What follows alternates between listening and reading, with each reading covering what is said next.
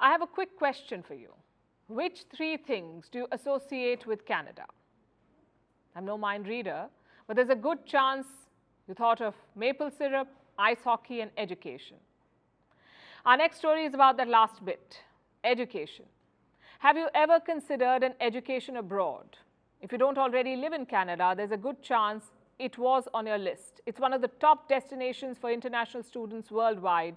And fun fact, it's the most popular among Indian students. The country had more than 800,000 foreign students with active visas last year, 8 lakh students last year. The number has almost tripled in the last decade. Sounds like a good thing, right? Well, apparently it isn't. The huge inflow of students is putting pressure on their housing market. Prices are skyrocketing, and now Canada is considering a cap on student visas. Here's a report.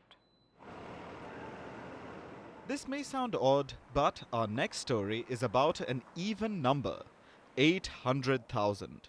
That's how many students sought education outside their home countries in 1975. By 2013, this number had grown more than fourfold. For the first time, 100,000 international students were studying in Canada, and the maple-loving nation saw this as a sweet victory. But it wasn't enough. Canada saw how lucrative this market was. It wanted to become the hub of international education. It wanted to double its number of international students by 2022 to 200,000. Cut to last year, when Canada didn't just do that, it achieved the much higher even number we talked about. While in 1975, the world had 800,000 international students, in 2022, that's how many foreign students had active visas in just Canada. The country did what it set out to. It has the third highest number of international students worldwide, after the US and UK. Last year, it welcomed students from 184 countries, setting a record. A majority of the foreign students in Canada came from India, over 200,000 of them. After all, Canada is the top destination for foreign education among Indians, and Canada has benefited from all of this. Foreign students contribute over $15 billion to its economy annually. A lucrative market indeed. Everything sounds good, right? But the reality isn't that sweet. You must have heard the famous adage, "Be careful what you wish for." It kind of applies to Canada, thanks to a bit of spillover. Now, Canada has so many students, it's creating pressure on the housing market. The cost of housing is rising, and the timing is bad. Elections are looming. They must be held by October 2025. And until then, Prime Minister Justin Trudeau needs to get his act right.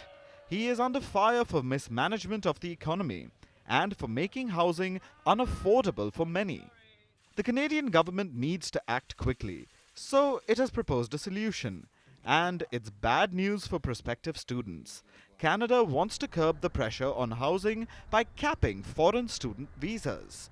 The government has blamed the sharp rise in the number of students and, as a solution, is considering limiting them. The decision hasn't been made yet, but it's certainly a front-runner. This will be a big dampener for students who have set their eyes on Canada. The country has long been a good option for education. It comes with easy-to-get work permits and good immigration opportunities. If the decision is taken, all this could change.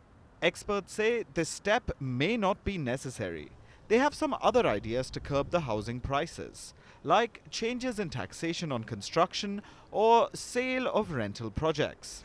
The Canadian government is currently looking at all its options, but chances are the cap will be executed. Because what is the point of bringing in a record number of students if they don't have a place to live?